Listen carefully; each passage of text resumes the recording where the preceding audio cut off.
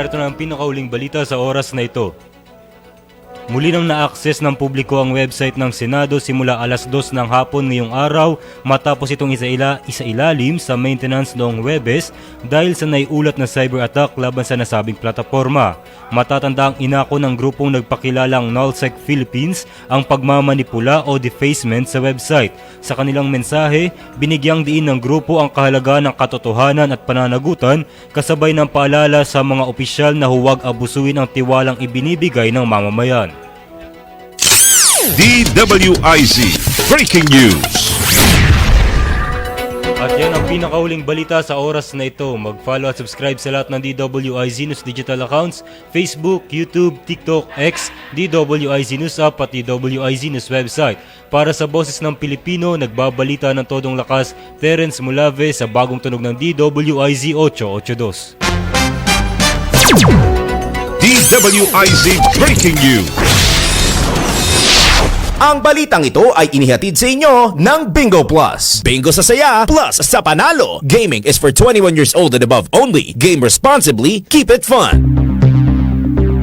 Sandigan ng Bayan, isang programang tututok sa mga usaping legal na makatutulong sa atin para mas marami kang malaman kasama si Justice Alex Quiroz at si Judith Estrada Larino sa Sandigan ng Bayan. Makisali sa usapan on air and online DWIZ AM Metro and Mega Manila at Aliw Channel 23. Malupit ang batas. Kung wala kang alam sa batas, kaya makinig, manood at i-follow ang Sandigan ng Bayan. Usapang may naiintindihan ka at malinaw kasama si Justice Alex Quiroz at si Judith Estrada Larino. Sandigan ng Bayan. Yun magandang hapon po sa inyong lahat mga kaibigan. Nagulat ba kayo? Ako ang nag-intro. Samahan niyo pa rin po ang inyong lingkod, Judith Estrada Larino, sa pangalan po ni Retired Justice Alex Quiroz para po sa ating programang Sandigan ng Bayan ngayong Sabado po, June 13, 2026. Ayan. Meron lang mamimiss lang natin ng only for today. Ayan. Sa ating episode today, si Justice Alex Quiroz dahil meron lang siyang mahalagang inasikaso. Pero by next week, diba? Kakasimula lang natin matutunghayan na ho natin siya, makakasama natin siya para pangunahan po ang kanyang programang Sandigan ng Bayan. Siyempre, magandang hapon po sa inyong lahat mga kaibigan, sa mga kapwa natin Pilipino, saan mang panig po kayo naroroon.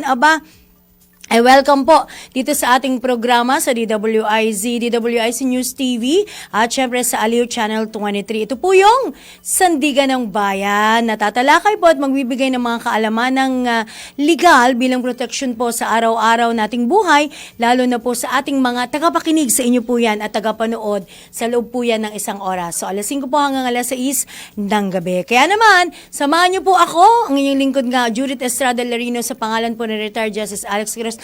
At syempre, meron po tayong guest co-host for today. Ayan alam ko namang na-miss nyo rin siya, pero kasama na rin naman natin siya sa ating programa, diba? Babatiin muna natin si Attorney Royce Untalan, ang partner po ng Untalan, Season and Alvar Law Office. Magandang hapon sa iyo, Attorney. Good afternoon po, Ma'am Judith. Ayan. Afternoon din po sa lahat po ng nanonood. Ayun, sa of lahat course. Po ng Yan po si Attorney Royce Untalan na makakasama po natin hanggang mamayang alas 6 ng gabi. Very exciting yung ating pag-uusapan, Attorney, no? Tungkol sa mga public documents. Usong-uso ngayon, naririnig natin palagi yan, di ba? Pampublikong dokumento, yan ba? Kung pampubliko, dapat ba talagang open ba sa lahat yan, di ba? At saka yung issue ng ang dami kasing pag minawala ka, Attorney, no? Sasabihin mga kaibigan, di ba? Ipanotaryo mo yan. Parang patunay na, ganun no? O mamaya nangunguna na naman ako. Pag-uusapan natin yan. Salamat sa Diyos sa pagkakataon na tayo po'y makapagsilbi tuwing Sabado dito po sa ating programang Sandigan ng Bayan. Pero attorney, no, i-invite muna natin sila na i-love at i-like po yung ating Facebook page, Facebook Live, sa Facebook page po ng DWIZ ang ating pong programang Sandigan ng Bayan at i-share nyo na rin. Ayan, ito naman ho ay wala naman itong time frame, no? Ito ho ay maganda nga kasi pampublikong dokumento yung ating pag-uusapan. So, dun ho natin marami ho tayong malalaman. Ika nga sabi nga basic pero mahalaga. Diba? Ayan. At eto po, mga kaibigan, tulad po ng aming palaging pag-anyaya po sa inyo, no? Mga tagapanood, tagapakinig, kung meron po kayong nais na idulog o hingi ng payong legal, email lamang po kayo sa snb@dwiz@gmail.com. Po ay makapag-ugnayan kay Binibining Marcela Calaberia sa telephone number 02-880-57907 o kaya naman po sa cellphone number 970-784-944. Yan po ituwing mga araw ng Martes at Huwebes alas 11 ng umaga hanggang alas 12 ng hali. At isa pang good news, attorney, as always, ito sa ating program. Dahil kayo po'y nakikinig at ang good news po namin, Star Pay ang kwitaka ng bayan, meron po tayong 2 coupons. Nabanggit ko na kanina yon diba? Yung ating word of the day, hindi na attorney, word of the day at topic of the day. So, dalawa ho yung winners natin, take 5 po yan. At hintayin nyo po yung advisory ng Star, paano nyo makukuha yung mga premyo. Pero, kung kayo manalo, syempre sumali. Saan nyo ho ba iti-text ang inyong mga dito lamang po yan sa 0966-465-84. Questions po yan at saka ang ating of the day. Oo, yung mabuti. Maganda, kaagad yung programa, So, eto na nga, attorney, no? Nais na magsimula ating word of the day. Ay, na pala, mga invite po namin pala Facebook, attorney. Pwede po kayong mag-subscribe po sa DWIZ 882 News account. Facebook, syempre na Facebook. YouTube, X, TikTok, DWIZ News app, and DWIZ website. At tayo ay nabapanood Digital Free TV, 3, meron din po sa 3 TV, Light, TV Plus, at ang hotline. Kayong mga gustong attorneys, attorney lang, Attorney Royson Talan, guest ko for today, no? 6, ito yung kanina, 585, ito po dyan, yung tanungan. At kung gusto magtanong, through phone, personal na magtanong, i-dial nyo 8470470. So, kung mga kaibigan, o issue nitong ating word actually dito at dalawa to ang parang pag sinabi mong naisip ko lang pwede nang mga pwedeng ito na yon sa pwede niyang makuha is pag public document. Ano ba ang paliwanag? Tama ho ba yung or may edad? Attorney, go ahead. Tama po yung accessible lahat. Pero document po, parang sa content natin, para siya dun paggagamitin kasi term na public. Ito yung tinatawag sa class na hindi authentic. Dadalhin natin siya sa court. So, ibig sabihin, authenticate. Kailangan tayo ng na magsasabi. Nakita niyo yung dokumentong ito. Tapos, ito mismo na ginawa na siya. So, yung documents po, generally po, kailangan so, kailangan na naman nakita kong ginawa na yan. Sa rule po natin, yung tatlong klase ng documents, written official records of the sovereign authority, official bodies and charging officers, whether a foreign country. Ito po, official act ng gobyerno.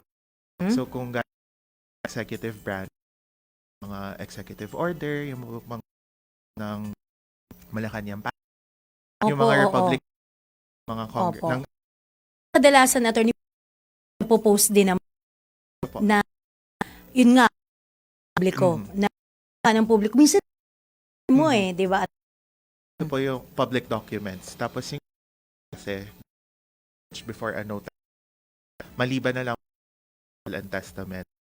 Pag notaryado dokumento, hindi kailangan i- sa court din doon bilang tapos huli naman na nakatago ng mga private documents sa batas on sample natin dito article ng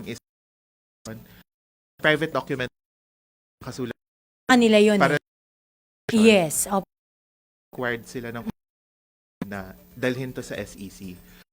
Kasi ngayon may depository sila mga corporation. Naging document na rin yung corporation. Oo. On the other hand naman, pilosopo nga dito. Sige. Yung- Sige, at yung Opo. private documents ng document public. Siyempre, private. Oo. So- May ganun din pala.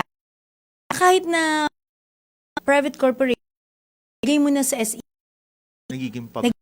na. So, any access nun ba? Well, ngayon, Naman, yan dahil hindi dun naman. Oo. so yun sa Oo, data dito no, yun yung kumbaga protection ng nung anong document. Eto naman, dahil panahon natin yung public document, yung ating gawin ko na din topic doon, yung notarial, di ba? Notarial, kasi root word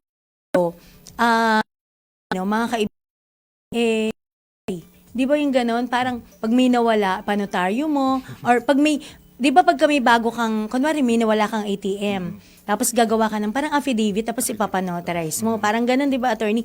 Pero ito, ano ba tong notarial practice na to? At saka, gaano ba siya kahalaga? So yung notarial practice po, ito po yung parang pangkabuuan ng mga pwedeng gawin, ano yung mga kwalifikasyon, tsaka ano yung mga tungkulin at responsibilidad ng isang notary public. So regulated po ito ng Supreme Court, naglabas po sila noon ng AM number 02-8-13-SC. Mas kilala po to bilang 2004 Rules on Notarial Practice. Right. So bakit po mahalaga Oo ang nga. notarial practice? Kasi po may legal consequence ang pagpapanotaryo sa isang document. So di ba nabanggit natin kanina, yung private documents, kahit anong document na hindi public. So pag nagpanotaryo tayo ng document, yung private documents natin, nagiging public documents. So katulad na nabanggit kanina, hindi na siya kailangang i-authenticate sa court. Tapos minsan kasi sa batas natin, yung para lang po sa dagdag kaalaman ng lahat. Yes Sa po. batas po natin sa civil code. Actually, yung mga kontrata, hindi po siya required na nakasulat. Mag-agree lang po tayo kahit verbal lang dun sa ano yung gagawin natin dun sa kontrata, ano yung consideration natin para dun. General rule po, valid na po siya. Unless po may batas na nagsasabi na kailangang written yung contract or kailangan nasa public instrument. So ngayon, nagiging importante yung pagpapanotaryo kasi nagiging valid yung isang kontrata na required by law na ilagay siya sa public instrument. Pero, attorney, putulin kita, lahat ng kontrata, di ba dapat nakasulat naman siya? So, yung general rule po, hindi po kailangan nakasulat. Oh! Unless may batas na nagsasabi, kailangan nakasulat yung kontrata Ganun ba? para maging valid Kasi siya. di ba pag sinabi mong kontrata, isip mo kagad, dapat nakasulat. Kasi kung magkaroon man ng problema, magkaroon man ng mga concerns in the future, ibabalikan mo yung kontrata. Sinabi mo dapat ang increase mo sa pag what do you call this, yung pagpapaupa mo dapat every year mag-increase ka ng 50 pesos. Mga tipong ganun no, o 500 pesos. Tapos ang ginawa mo, nag-increase ka ng 600. O hindi wala na sa kontrata 'yon, parang ganon. So yung mga ganun po, better po na written. Pero yun nga po, general rule, hindi po kailangan na Hindi na written. kailangan. So, ang kailangan lang ho doon, nagkakaintindihan kayo nung kausap mo, nung dalawang panig, kumbaga. Paano naman pag nagsinungaling yung isa attorney? Yun nga po, kaya po, Di ba? may mga kontrata Oo. tayo na sa ilalim ng batas, kailangan nakasulat. Oo. Tapos meron ding, hindi lang kailangan nakasulat, bukod sa nakasulat siya, kailangan nasa public instrument. So, kailangan notaryado yung kontrata. Ayun. Alright. Pero ano bang mga example ng mga ganyan, attorney? Curious lang ako. Yung, Merong, yung example ng mga dapat nakasulat. Yung example Pag malakihang bang kontrata yan, like kung may ilang milyon, bilyon o whatever. Yung Oo. example po, kunyari po, deed of sale ng lupa, ng bahay, ng Yeah. kondo. Oo. So yun po, bukod sa kailangan nakasulat siya, kailangan Opo. notaryado siya. So kung nakasulat lang po, tapos hindi nyo pinanotaryohan, void po yung kontrata. Okay. Transfer ng real Oo. property. So, dapat talaga notarized. At saka nga, yun, yung pag sa bahay, usapin ng ganito, or depende na rin sa inyo, attorney, kung gusto mo talagang ipasulat. Di ba? Pero sundin lang natin dun sa batas kung kailangan nakasulat siya, kailangan talagang nakasulat. Tapos kung kailangan notaryado siya, Kailangan notaryado. Ayun. Teka muna, attorney. Kasi, lahat ba ng abogado ay maituturing na notary public? At pwede bang mag-notaryo ng mga dokumento? So, yun po, medyo naging misconception na rin po ito ng mga Oo. tao. no? Opo. So, hindi po lahat ng abogado ay notary public. Yan. Kwento ko lang din po. Sige kasi po, go ahead, attorney. May naging Oo. kapitbahay po kasi ako na... Saan yan, attorney? Wag na Dito lang ba po yan? natin Huwag na lang natin sabihin sabihin. yung Sige. Opo, Pero oo. kasi po, nung pumasa sa bar exam yung anak niya, Oh. Siyempre, masaya naman po Of kami para course. dun sa kanya, di ba? Yes. Kasi pumasa ng bar Oo, exam. oo. Natawa Kaso, lang po kasi kami. Kasi yung nanay niya, nag-iikot dun sa subdivision. Tapos parang sinasabi niya, kung may kailangan kayong ipanotaryo, Yung dalhin niyo na anak lang niya. sa akin. Oo. Pero kakapasa lang po diyan sa araw na yun. Talaga? Pero hindi po Oo. kasi lahat ng Ng abogado. abogado ay notary public. So, Pwedeng magnotaryo. Tama. So, kailangan po kasi mag-apply muna yung abogado na maging Ganun pala notary yun. public. Hindi siya, ano tawag doon, automatic? Hindi siya automatic. Attorney? So, yung medyo Kasi matagal syempre, po yung pag process. nag-notarize ka, dapat alam mo yung, 'di ba? Yung rules Alam mo sa yung nilalaman, notarial yung rules, 'di ba? Sa pagnonotaryo. Ganun pala yun. Bakit ganun? Kailangan pa palang mag-apply. Kasi dahil nga dun sa, di ba, na-discuss natin kanina yung kahalagahan niya, mabigat na responsibility yun na gagawin natin public document. Yung private document. Kasi magiging accessible nga sa lahat eh. Kaya kailangan, ina-applyan talaga. Na-applyan siya. Saan ka nag-a-apply sa ganito, attorney? Pagka ganun. Ako, notary public po ako. Nag-apply po ako sa RTC, sa executive judge ng RTC sa Mandaluyong City. So, yung application process po, Ako about po. 3 months po yung tagal niya. Kasi madaming kailangan na kunin na Mga, documents papeles, ano, So, kailangan sa may inyo. NBI clearance, Ay, kailangan talaga? ng clearance sa Office of the City Hindi Prosecutor. yung mapatunayan mong, abogado na ako eh. Bukod pa doon, madami Bar pa passer pong ako iba. eh, di ba? Kailangan Oo. pa po namin kasi patunayan na hindi kami na-convict of a crime involving moral turpitude. Yung mga ganun po. Kasi nga po doon sa gagawin namin bilang notary public, kailangan katiwa-tiwala din kami Of course, oo. So, yun po. Bukod doon, naghihiring pa po yan. Kasi baka mamaya sumablay yung notaryuhan mo, di ba? Ikaw ang malalagot doon kasi lalagyan nyo doon, attorney, yung inyong di ba, license number. License lahat. number, pangalan, pati office, address ng office nandun eh. Even the law office, like the Untalan, Season, and the Alvar Law Office. Naku, hindi. Kasi, attorney, sorry kasi di ba may mga nakikita tayo na, hindi na rin ako magbabanggit ng lugar. Di ba yung mga nakahilera lang din siya na, nag-aalok. Yung kagaya nung binanggit mo, attorney, no? Although yun, sabi mo, kapapasa lang ng kapitbahay nyo. Pero parang excited na maging notary public na yung ganun, papanotaryo, no? Ano bang nun? Ano bang tawag dito? bakit may ganun na kailangan mong mag-apply aside from sinasabi mong bakit yung ibang abogado, eto na lang attorney, bakit yung ibang abogado, ano kayang mga dahilan nila kung bakit hindi sila nag-apply as notary public? Or aside from syempre kung gusto ko, di gusto ko, mag-apply ako like you, 'di ba? Binanggit nyo nga. Pero bakit yung iba ayaw? Parang ganon. Yung iba ayaw kasi madami siyang requirements.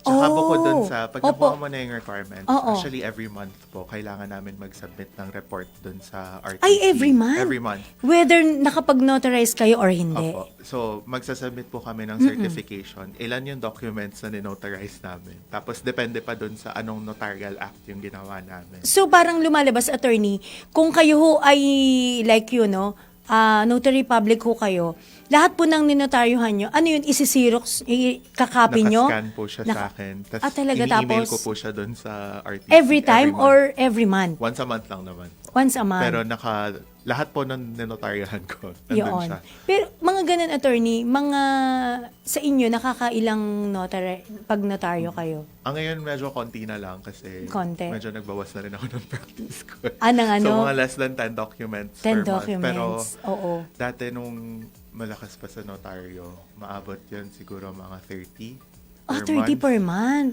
So, Oo, so kung 30 per month, talagang isasubmit mo yan dun sa RTC. Sa RTC. RTC na nag-ano sa'yo, what do you call that? Yung Nag-commission nag-accredit sa akin. sa'yo, parang gano'n, ano. May ano ho ba yan? May, like, kung ayaw mo nang maging notary public, you can get out. Opo. Parang gano'n po. Yung, ano ka na? Parang affidavit of desistance. Parang ganun ba yung attorney tawag? Sorry Opo. Oo, parang ganun. Yung uurong ka na, ganun. Urong mo na yung pagiging notary public mo. yung commission naman po kasi ng notary public, hindi siya ganun katagal. 2 calendar years lang po siya. So parang, kunyari nag-apply ako ng March this year. Opo. Hanggang December 31, 2027 lang po yung commission ko. Ay, sorry, oo, nabanggit ba yun, attorney? May ano yan, may period ba? Yun, 2 years lang siya. Every 2 years ka, magre-renew, ganon. Oh, hindi pala pag nag-apply ka, ano na, Hindi yung siya nasa sayo na kung you get out o tuloy-tuloy mo. So every 2 years pala nag-a-apply. Nako, Mas ganun pala magre-renew yun. ng Teka muna, commission. attorney. Eto Oo. Ano ba yung iba't ibang klase ng pagpapanotaryo? Kasi, well, yung, basta nakikita lang natin, ano, ako noon kasi, sorry yung side ko ho nawala yung ATM ko. Syempre, tatanungin ng bangko na, nasan yung lumang ATM mo? Dahil you're requesting for another one sa bago, no? Dapat gumawa ka muna ng affidavit, tapos ipapanotarize mo. So, yun lang yung case ko, no, attorney. Pero ano ba iba't ibang klase ng pagpapanotaryo? So, yung pinaka-common po natin na notarial acts, Yes. jurat, tsaka acknowledgement. Jurat. Jurat. So, Oo. yung jurat po, dito may isang magpapanotaryo, haharap siya doon sa notary public. Yan. Tapos, pwede pang personal na kilala siya ng notary public o magpapakita siya ng competent evidence of identity. ID po na may picture tsaka may pirma. Oo. Tapos, pipirma siya ng dokumento sa harap ng notary public. Tapos, Oo. susumpa po siya doon sa notary public, doon sa mga nilalaman nung Na tama yun. na ito talaga yung totoo tong sinasabi Totoo, ko. oo. So, Hindi yun fake na info. So, yun sa example nyo kanina, Oo. affidavit of loss yun. Susumpa Opo. kayo na nawala talaga yung ATM nyo. Okay, oo. And then, yung acknowledgement naman, so may parties tayo, di ba? Yes. May kompleto na sila ng kontrata. Nakapirma na sila. Tapos pagka-pirma nila, pupunta sila doon sa harap ng notary public. Ito naman, parang i-confirm lang nila sa notary public na kami talaga yung pumirma dito, naintindihan namin yung nakasulat dito. Saka Opo. voluntaryo namin, parang pinasok kung ano man yung mga pakay doon sa document na yon. So, example nito, deed of donation, deed of sale. Oh. Parang pupunta kayo doon sa notary public. Yes. Ito talaga, lilipat na namin yung registration ng property na to papunta doon sa buyer or papunta doon sa pinagdonatan. So, yun po yung parang pinaka-basic na notarial acts. Oo. Then, para dagdag kaalaman lang. Yes din, po. Yung notary public, pwede din sila mag-copy certify. So, kunyari po, ako po nakapag-copy certify na ako dati ng IDA kasi required siya para mabawi yung bail bond. So, yung ID... Pwede rin sa pwede ganon, rin. attorney. So, photocopy mo yung Oo. ID sa office mo. Tapos, magsusulat ka ng certificate na parang certified true copy to nung ID ni ganitong tao. Attorney, may nagtatanong dito, bago tayo mag-break. Gusto niyo ba ngayon sagutin ni attorney? Magkano daw pa na tayo? O yung ba, attorney, depende sa Depende. klase ng pagpapanotaryo. Like, ano bang mas mahal, jurat o itong sa acknowledgement? O depende sa kung ano yung nilalaman talaga ng dokumentong ipapanotarize mo? So yung jurat po yung mas mura. Mas Kasi parang mura. pinaka-basic to na Basic. notarial act. Kasi mga ay affidavit singit ko na lang, po. attorney, no? Parang natatandaan ko, nung 200 pesos, yung panotarize ko, dun yung sa sinasabi niyo pong affidavit of loss, dun nga sa aking ATM.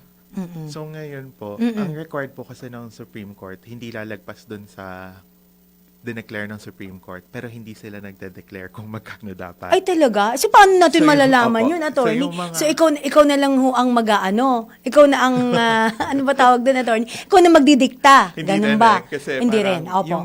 yung iba't ibang chapters ng IBP. Ah, yes. Oo, periodically samahan ng mga abogado. Naglalabas sila ng suggested na kung magkano dapat yung minimum. Oh. Kanina po, bago ako pumasok dito, Yes. chinek Na-check ko. mo, Doc. Sa- Attorney. Pinaka-mababa ko nang nakita galing sa IBP Davao. 700 na ngayon yung minimum nila na Ay, fee. really?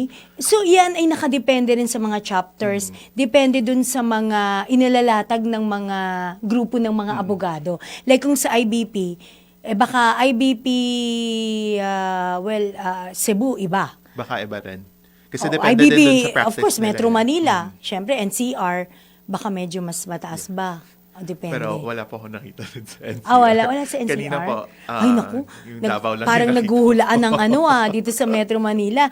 Anyway, mga kaibigan, ako, exciting itong ating, as always naman, attorney, no? Exciting po itong ating mga topics, kasi legal issues po naman ito dito sa ating programang Sandigan ng Bayan. Mga kaibigan, magbabalik po mamaya-maya lamang, bibigay lang tayo sa ilang sa ating mga paalala, no? Ang ating pong programang Sandigan ng Bayan, kasama niyo pa rin po ang inyong lingkod, Judith Estrada Larino, sa pangalan po ni Retired Justice Alex Quiroz, and of course, ang ating guest co-host for today, si Attorney Royce Undalan. Diyan lamang po kayo. Sandigan ng Bayan. Time check. It's 10 o'clock. Tuwing 10 o'clock, siguruhin nakatuto ka sa Aliw Broadcasting Corporation, DWIZ News Nationwide, DWIZ News FM Regional Stations, Aliw Channel 23, at DWIZ News TV para sa Health Habit. Makinig, manood at follow na sa Health Habit. Araw-araw, Lunes hanggang Biyernes, 10 o'clock ng umaga at 10 o'clock ng gabi. Hatid ng PhilHealth. Pilipino ako, may PhilHealth ako. Tayong mga lalaki, kayod araw-araw. Kahit sagad na, lahat kinakaya. Buti na lang may bagong Revicon, ang Strongman's Multivitamin. May 5 times more muscle building lysine versus previous formulation. Revicon, tulong para mas... Nasa dugo na ng Pilipino ang tumulong sa kapwa Pilipino. Hatid ng DWIZ ang programang hangad ay maging tulay ng tamang pagtulong. Tulay Pilipino, ang puso ng pagtulong ng DWIZ. Kasama ang taong nasa dugo na ang pagtulong sa kapwa Pilipino. Si Ms. Tony Rose Gaida, kasama ang mga taong may puso sa pagtulong. Mga non-government organizations, mga samahang matagal nang tumutulong sa mga kababayan natin, mga government agencies at marami pang iba. Tulay Pilipino, ang puso ng pagtulong ng DWIZ at ang bagong reyna ng public service, si Ms. Tony Rose Gaida. Lunes hanggang Biyernes, 1:00 ng hapon sa DWIZ News Nationwide. Tulay Pilipino, dahil walang tutulong sa Pilipino kundi ang kapwa Pilipino. Mga lugar na pinuntahan ng ibang tao, mga produkto, serbisyo na rekomendado. Alamin sa Highly Recommended. tuklasin ang mga natatanging tanawin at kasaysayan ng Tuguegarao City. Simula ng iyong paglalakbay sa St. Peter Metropolitan Cathedral, ang pinakamalaking simbahan sa Cagayan Valley na itinayo noong ika-18 siglo. Sumunod, bisitahin ang Calao Cave sa Peña Blanca, kilala sa mga kahanga-hangang limestone formations at natural na kapilya. Para naman sa mga mahilig sa kasaysayan, huwag palampasin ang Cagayan Museum and Historical Research Center na matatagpuan sa dating Tribunal de Tuguegarao. Huwag ding kalimutan ang Buntod Bridge na isa sa pinakamahabang tulay sa bansa na may mahigit 1.3 kilometer ang haba. At para sa isang tahimik na pagninilay, puntahan ang Igig Calvary Hills na may 14 na life-size na estasyon ng krus na nakatanaw sa Cagayan River. Kaya't ano pa ang hinihintay mo? Tara na at tuklasin ang tunay ngang puno ng kasaysayan at kagandahan ng Tuguegarao. At yan ang ating highly recommended. Kayang-kaya mo ang kahit na ano kung ikaw mismo ang gagawa nito. Let's learn new things sa DIY Do It Yourself. Kung hindi umaandar o nag-i-spin ng dryer kahit na may ugong naman sa makina nito, subukan mo muna itong gawin bago ka bumili ng bago. Una, i-unplug mo ang dryer at buksan ang likod na parte nito kung saan makikita ang brake. Ikalawa, suriin mong mabuti ang brake dahil baka nakasayad lamang ito. Ikatlo, kung sakali, kumuha ka ng cable tie para maiwasang dumikit ang brake sa pad ng dryer para makaikot ito ng maayos. Gets mo ba? Sige nga, do it yourself! Alright, balik tayo mga kaibigan. Sa ikalawang bahagi po ng ating programang Sandigan ng Bayan, minus retired Justice Alex Quiroz. Pero present naman po ang inyong lingkod, Judith Estrada Larino. Of course, kasama po natin ang isa po sa magagaling nating abogado, no? Nakasama po dito sa ating programa, si Attorney Royce Untalan. Attorney, pinag-usapan nga natin yung pagpapanotaryo, no? Pero merong may nagtatanong dito. Kahit saan daw ho ba pwede kang magpanotaryo? Like kung kagaya ko, nawalan ako ng ATM, Pasig, pero na-discover ko na nawawala, pero taga Maynila ako, pwede bang Maynila o Pasig din ako magpanotaryo?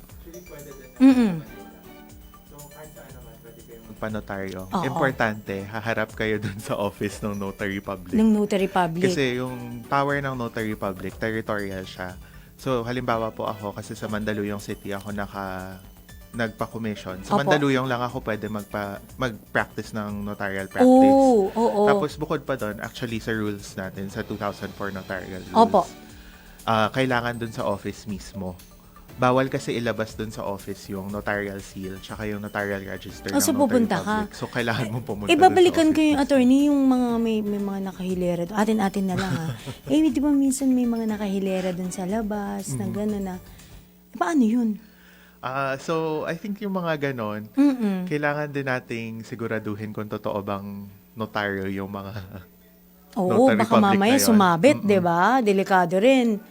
madali naman din nating malalaman kasi pwede nating i-request yung certificate nila ng Notarial Commission.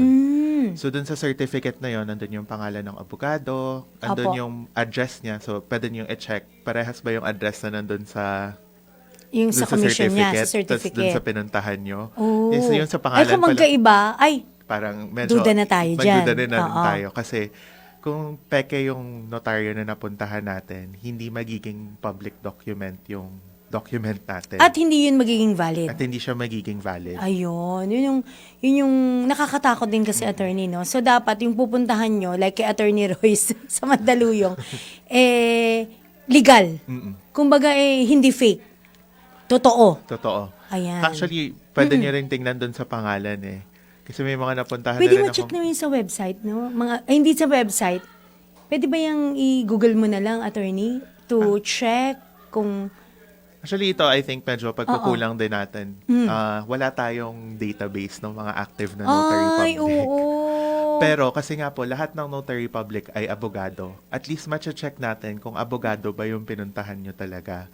Kasi yung pangalan naman ng abogado, lalabas yan sa roll of attorneys. So, punta lang po tayo sa website ng Supreme Court.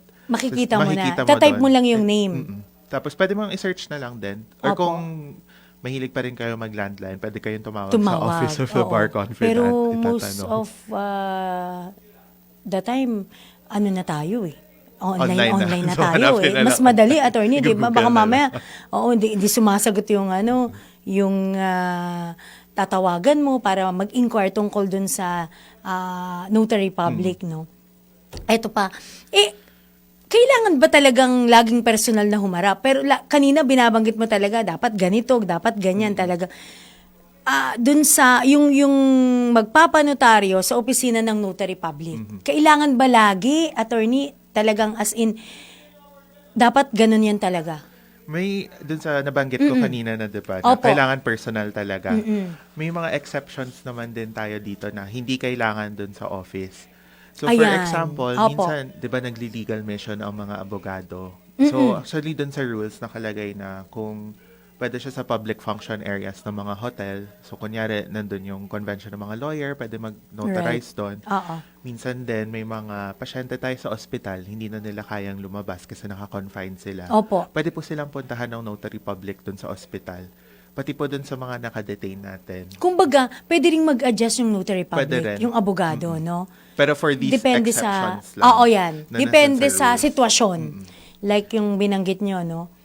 Actually, ngayon Opo. din. Actually, hindi ko na sigurado kung in effect pa to kasi matagal na namang parang lumuwag na yung quarantine Restrictions, natin. ganon. Pero kasi nung panahon okay. ng COVID, Opo. pinayagan ng Supreme Court na mag-notarize online. Online? So, Paano mangyayari? magagawa online yun, attorney? So, magvi-video conferencing yung notary public Oo. at saka yung parties dun sa instrument. Pipirma sila dun sa Zoom. Opo. Tapos pagkatapos nilang pumirma, ipapadala nila yung document via private courier dun sa notary public. Tapos magvi-video conference ulit sila. Para lang Tatatakan. mapatunayan na eto, pinirmahan ko, eto, ninotarize ko na, may seal na May ako, seal etc., na. etc. Ibabalik dun sa Oo. nagpanotaryo. Yan ay depende sa sitwasyon. Ito nga po, nung COVID. Yung COVID, nangyari no? to. Oo.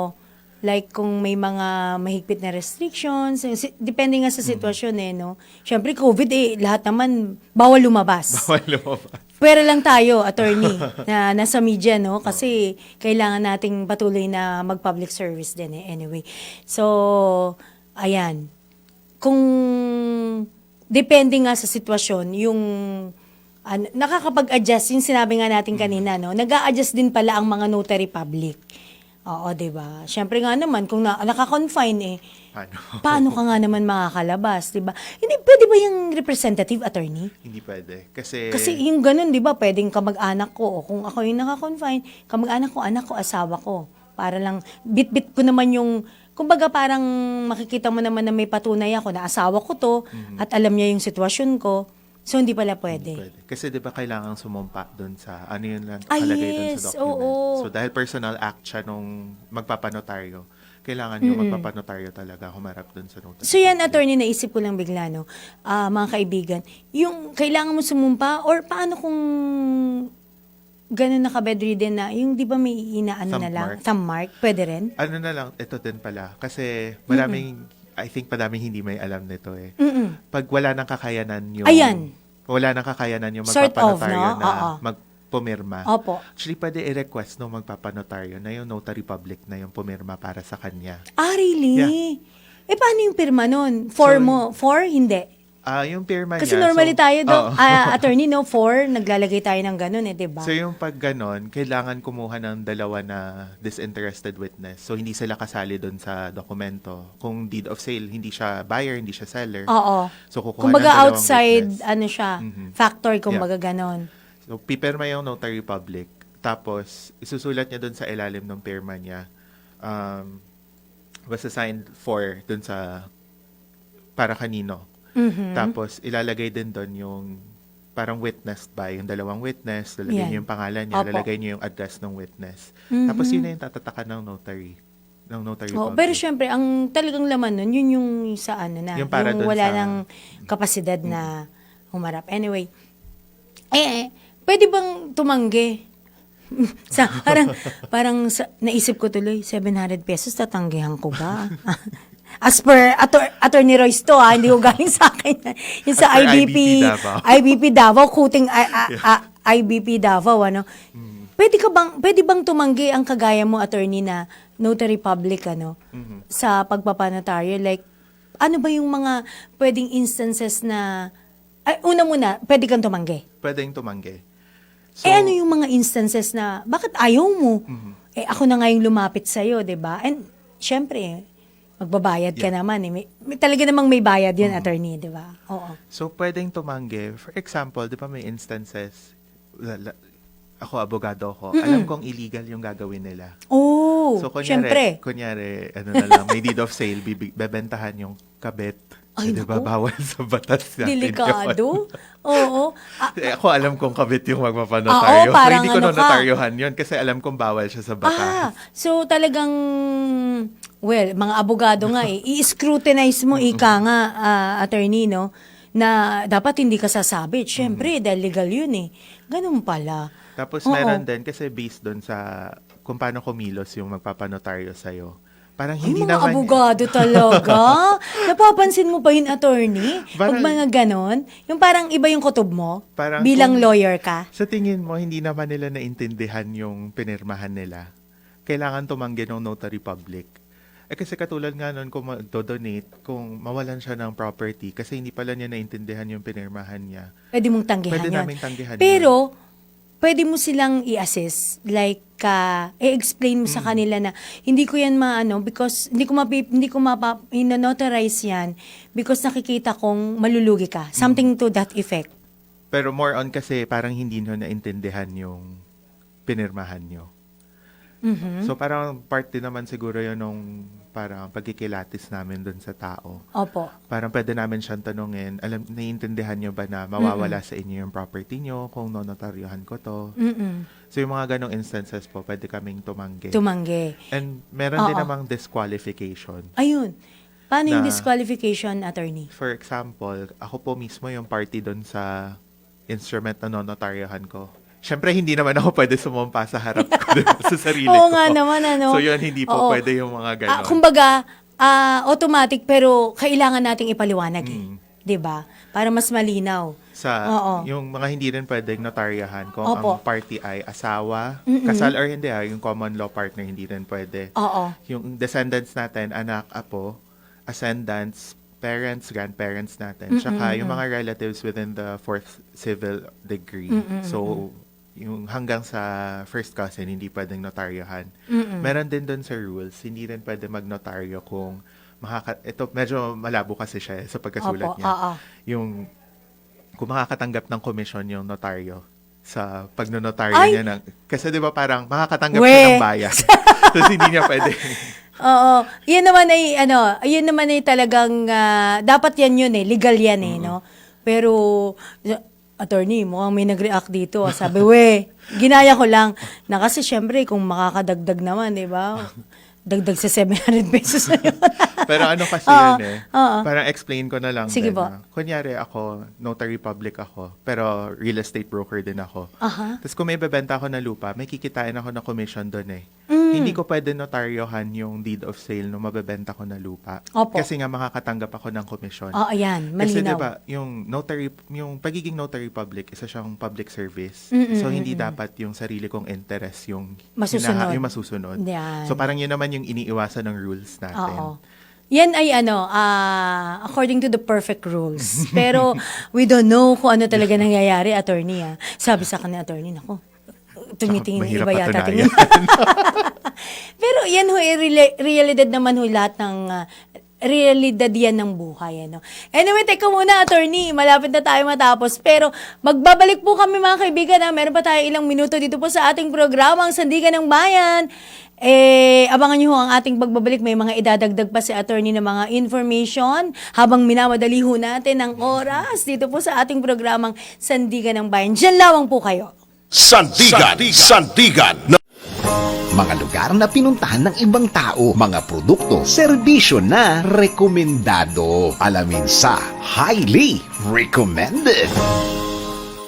Huwag nang palampasin at bisitahin na ang mga sikat at makasaysayang tourist spot sa Timber City of the South, ang Butuan City.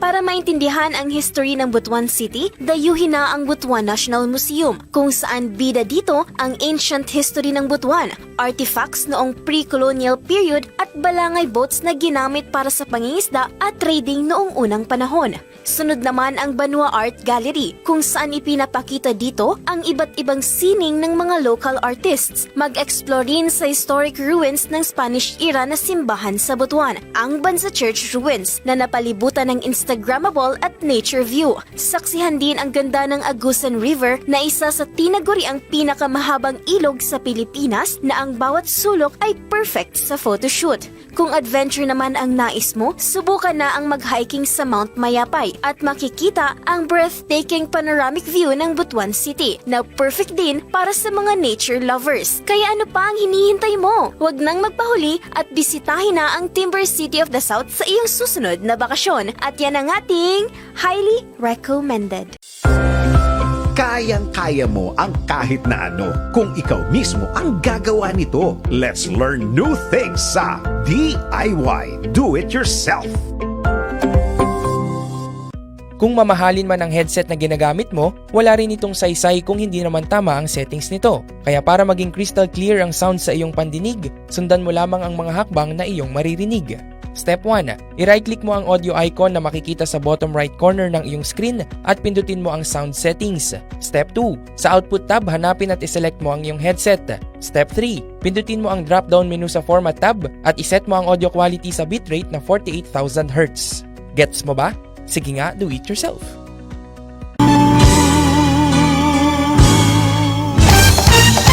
Walang bolahan! Sa tradisyon ng DWIZ 882 na ihatid ang boses ng Pilipino hanggang sa mundo ng palakasan. Hatid ng mga OG sa sports na sina Papa Bear, Benji Paras at Coach Ronnie Magsano ang Walang Bolahan. Tuwing Sabado, alas 4 ng hapon, dito lamang sa DWIZ 882. Ang himpilang may todong lakas. Walang bolahan! Sa bayan din masusubaybayan sa Aliw Channel 23 at sa social media accounts ng DWIZ 882. Come on, let's go to Isuzu Jaguars. You won't regret it. Come on, let's go to Isuzu Jaguars. We've got your back. Isuzu Jaguars, your partner through it all. Isuzu Jaguars, Isuzu Jaguars, Isuzu Jaguars. Let's journey together. Visit Isuzu Gencars Makati, Isuzu Santa Rosa, Isuzu Batangas Santo Tomas, Isuzu Batangas City, Isuzu San Pablo, Isuzu Legazpi, and Isuzu Naga. Sandigan, Sandigan ng Bayan. Na nga, engineer, balik tayo mga kaibigan sa ilang minuto na lang na ating programa. Dagdag ko lang na tanong dito, Attorney Royce, no? Nabanggit kanina na hindi pwedeng magnotaryo kung makakatanggap ng bayad ang isang notary public kasi like kung real estate agent ka, 'di ba? May commission ka doon sa bebenta. Ibig ba sabihin nito na libre ang pagpapanotaryo? Oo, ayan na.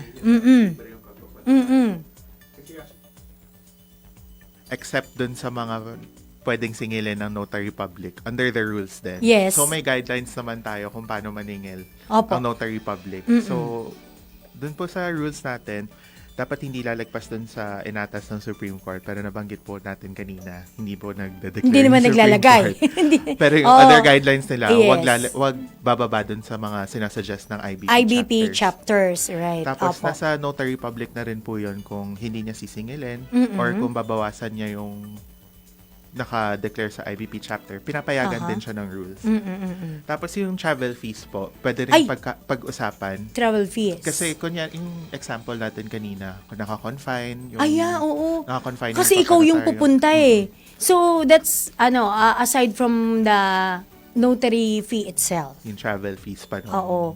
notary public. Oh. Siyempre, lumakad So, din. dadagdag, si lawyer na ang magdadagdag nun. Pero kailangan pag-usapan nila beforehand. Hindi pwede yung dadating doon yung Pagdating doon, abogado. 700 plus 5,000 ano ba tawag doon, yung mga TNVS ako, 'di ba? Na magkano samantalang kung malapit lang naman, 'di ba, attorney? Kailangan pag-usapan prior. So dapat alam mo na pagdating niya kung magkano ibabayad mo. Oh, yun. So, may gusto ko bang idagdag, attorney? Reminder sa ating mga kababayan, kaugnay dito sa ating dinidiscuss na pagpapanotaryo kasi, mahalaga rin ito Talagang mahalaga. Yung, I guess yung gusto ko na lang idagdag. Sige po. Ingat lang din po tayo dun sa mga peke na notary public. Ayun nga, Kasi attorney, nga- yung binabanggit ko, di ba? Yung minsan may hile-hilera Kasi Oo. kung peke po yung notary public, Opo. so wala siyang power na mag-notarize ng kung anong dokumento yung kailangan nyo ipanotaryahan. Lalabas. So, hindi magiging public document yung hawak nyo na dokumento. So, for example, may important kayo na donation na ibibigay, hindi po siya mafo-formalize. Hindi So, siya ibig magiging sabihin, invalid. invalid siya. So, walang effect. So, walang effect. So, dapat pumili kayo ng legit ng legit. na notary public. Tulad ho ni Attorney Royce. Untalan, sa Mandaluyong. Sa Mandaluyong. Attorney, maraming salamat sa iyo, ha? Thank you din At po. as always, part ka ng ating programa. Kasama ka dito. So, kung pwede kang pumunta rito, kung kailan mo gusto pumunta para mag-discuss. Because mahalaga itong nalalaman ng ating mga kababayan dahil serbisyo publiko po itong legal issues. Kaya nga, tayo nag-i-invite na kung pwede sila tumawag o kaya naman po ay mag-text kayo para naman ho tayo ay mabigyan kayo ng tayo lahat ng impormasyon, lalong-lalo na ho yung tayong mga hindi abogado, 'di ba? Yung hindi ganun ka alam sa batas. Attorney, may gusto kang batiin, I'm sure. Meron po. Sige po. Batiin ko lang po si Justice Quiroz. Thank you for inviting me here. My mom po, Alma Justice, Ontalan. utang ka sa amin ni Attorney Royce, kala mo And hello din po to Opo. Charlie Bunag. See you later. Ayan. So, mga kaibigan, ayan na, napakinggan ho natin si Attorney Royce Untalan, kaugnay po sa issue ng pagpapanotaryo at yung mga public documents na ganyan, ha? Ayan. So, teka muna, sa ngalan po ng mga nakaagapay natin sa News Center, ating mga technical engineers, writers, and communication assistants, production, and social media, maraming salamat po. Yung Star Pay winner natin, Attorney, ha? Si Dan, ang kanyang last 4 digits na cellphone number 4167 at si Ces 5008. Ayan. So ako na magsasabi nito. Hanggang sa susunod pa na Sabado, dito lamang po yan sa DWIC News TV, and of course sa sa Aliw Channel 23. Opo, sa pangalan po ni Justice Alex Quiroz, salamat po sa pamunuan ng Aliw Broadcasting Corporation, of course. Ito pong ating munting tahanan. Ganyan din sa mga nakasama natin sa ating broadcast ngayong araw na ito. At ako naman po ang inyong lingkod, Judith Estrada Larino, sa nag-iisang 5 o'clock habit ng bayan, ang Sandigan ng Bayan, mga isyung legal. Sagot po yan ni na Attorney Royce Untalan. Ng Untalan na Season and Alvar Law Office. At syempre, sa pangunguna po ni Justice Alex Quiroz. Kaya po hanggang sa susunod na Sabado, para po sa Boses ng Pilipino, kami po ay nagbabalita ng todong lakas sa bagong tunog ng DWIZ 882. Antabayanan po susunod na ang programang DWIZ Todo Balita, kasama po si Patrol 45, Raul Esperas at si Mark Terence Molave. Salamat po sa Diyos. Ingat po tayong lahat. Happy weekend! Happy weekend. Sandigan ng Bayan, isang programang tututok